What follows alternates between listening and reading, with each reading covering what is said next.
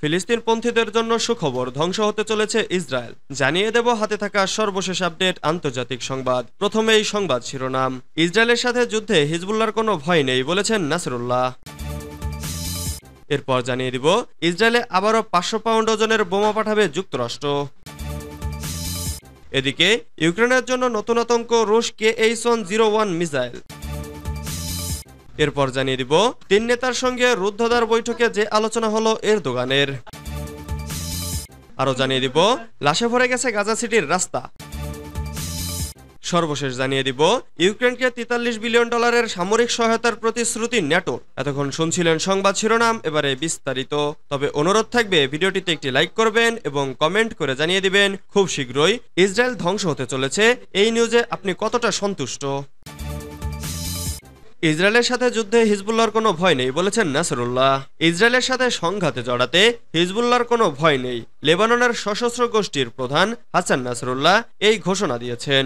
Hezbollah মহাসচিব লেবাননে ইসরায়েলের সম্ভাব্য সব আক্রমণের শক্তিশালী প্রতিশোধ নেওয়ার প্রতিশ্রুতি ব্যক্ত করেছেন।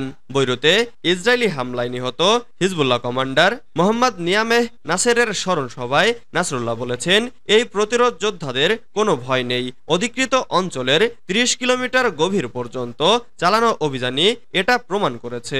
স্পর্শকাতর জায়গাগুলোকে লক্ষ্যবস্তু করা হয়েছে। ইসরায়েল লেবাননে পূর্ণাঙ্গ অভিযান শুরু করার হুমকি দিয়েছে।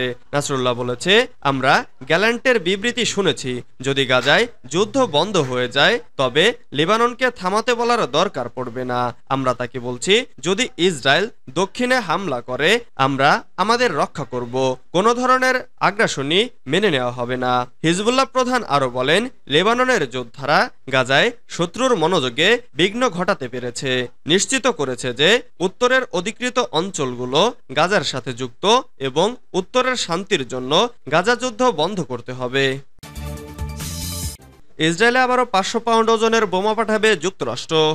ইসরায়েলে আবারও 500 পাউন্ড ওজনের বোমা পাঠানো শুরু করবে মার্কিন প্রেসিডেন্ট জো বাইডেনের প্রশাসন। তবে 2000 পাউন্ড ওজনের বোমার চালান সরবরাহ স্থগিত অব্যাহত থাকবে।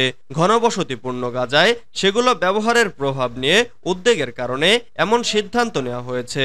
বুধবার 11 জুলাই নাম প্রকাশে অনিচ্ছুক এক মার্কিন কর্মকর্তা এই তথ্য জানিয়েছেন। ব্রিটিশ বার্তা সংস্থা রয়টার্স এই খবর জানিয়েছে।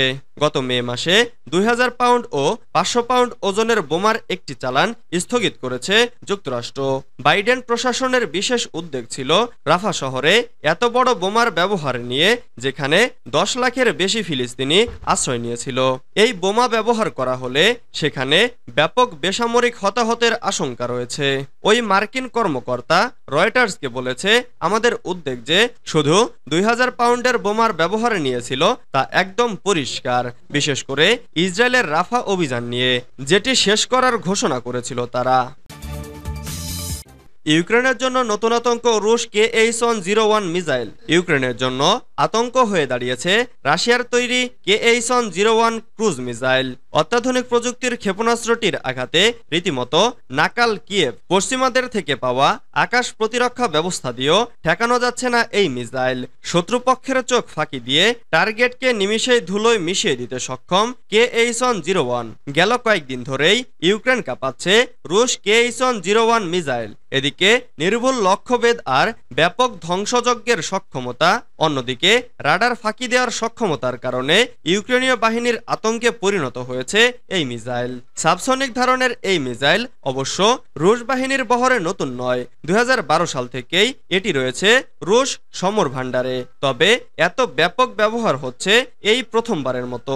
7.45 মিটার উচ্চতার ব্যালিস্টিক ক্ষেপণাস্ত্রটির ওজন প্রায় 2500 কেজি, বহন করতে পারে 450 কেজির মতো বিস্ফোরক, ফলে ব্যাপক ধ্বংসযজ্ঞের সৃষ্টি করতে পারে এই মিসাইল। 3 নেতার সঙ্গে রুদ্ধদ্বার বৈঠকে যে আলোচনা হলো এরদোগানের। ন্যাটোর 75তম বার্ষিক সম্মেলনে যোগ দিতে যুক্তরাষ্ট্রে অবস্থান করছেন তুরস্কের প্রেসিডেন্ট রিসেপ তাইপ এরদোগান।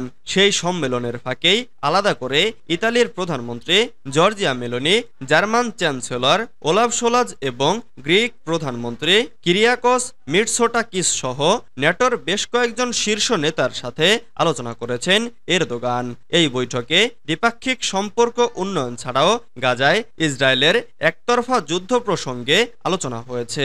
তুরস্কের যোগাযোগ অধিদপ্তরের বরাত দিয়ে টিআরটি ওয়ার্ল্ড জানিয়েছে, বুধবার ন্যাটোর সম্মেলনের ফাঁকে 3টি পৃথক রুদ্ধদ্বার বৈঠক করেছেন এরদোগান। এ সময় দ্বিপাক্ষিক সম্পর্ক, আঞ্চলিক এবং বৈশ্বিক সমস্যা নিয়ে আলোচনা করেছে তুর্কি নেতা। মেলনের সাথে সাক্ষাৎ প্রসঙ্গে এরদোগান বলেন, তুর্কি এবং ইতালির মধ্যে সম্পর্ক গৃহীত পদক্ষেপগুলির বিকাশ অব্যাহত থাকবে এবং দেশ দুটি এর জন্য কাজ চালিয়ে যাবে। এরদোগান আরও বলেন, আঙ্কারা শান্তির মাধ্যমে আশেপাশের অঞ্চলে উত্তেজনা অবসানের জন্য যথাসাধ্য চেষ্টা করছে। এজন্য সকল দেশের প্রচেষ্টা করা উচিত। লাশে ভরে গেছে গাজা সিটির রাস্তা। ফিলিস্তিনের সশস্ত্র গোষ্ঠী হামাস নিয়ন্ত্রিত গাজায় অবিরাম হামলা চালিয়ে যাচ্ছে ইসরায়েলি বাহিনী। গত বছরের অক্টোবর থেকে শুরু হওয়া এই যুদ্ধে নিহত হয়েছে ৩৮,০০০-এর বেশি ফিলিস্তিনি, আহত হয়েছে ৯০,০০০-এর বেশি, সেই সঙ্গে ২০,০০০-এর বেশি শিশু নিখোঁজ রয়েছে। খবর আল জাজিরার। গাজার সিভিল ডিফেন্সের মুখপাত্র মাহমুদ বাশাল বলেছেন, গাজা সিটির রাস্তা লাশে ভরে গেছে। গাজা সিটির তাল আল হাওয়া শহরে তাণ্ডব চালিয়েছে ইসরায়েলি বাহিনী।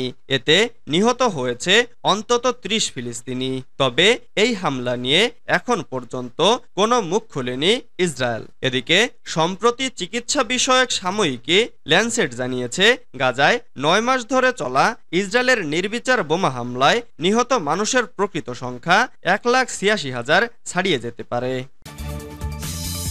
ইউক্রেনকে $৪৩ বিলিয়ন সামরিক সহায়তার প্রতিশ্রুতি ন্যাটোর। যুদ্ধে রাশিয়াকে মোকাবেলা করতে ইউক্রেনের প্রতিরক্ষা বিভাগকে জোরদার করতে দেশটিকে কমপক্ষে $৪৩ বিলিয়ন সামরিক সহায়তা প্রদানের প্রতিশ্রুতি দিয়েছে ন্যাটো নেতারা। আগামী বছরের মধ্যে ইউক্রেনকে এই সহায়তা সরবরাহ করা হবে। এ সময় আনুষ্ঠানিকভাবে কিয়েভকে পশ্চিমা সামরিক এই জোটে সদস্যপদ পাওয়ার জন্য একটি অপরিবর্তনীয় পথও ঘোষণা করেছেন তারা। বুধবার ১০ জুলাই ওয়াশিংটনে একটি ন্যাটো শীর্ষ সম্মেলনের পর চূড়ান্ত এই ঘোষণাটি আসে। কাতার ভিত্তিক সংবাদ মাধ্যম আল জাজিরা এই খবর জানিয়েছে। চূড়ান্ত ওই ঘোষণাপত্রে জোটের সদস্যরাও ইউক্রেন এবং ইউরোপের নিরাপত্তা বাড়ানোর জন্য পৃথক এবং যৌথ পদক্ষেপের ঘোষণা দিয়েছে।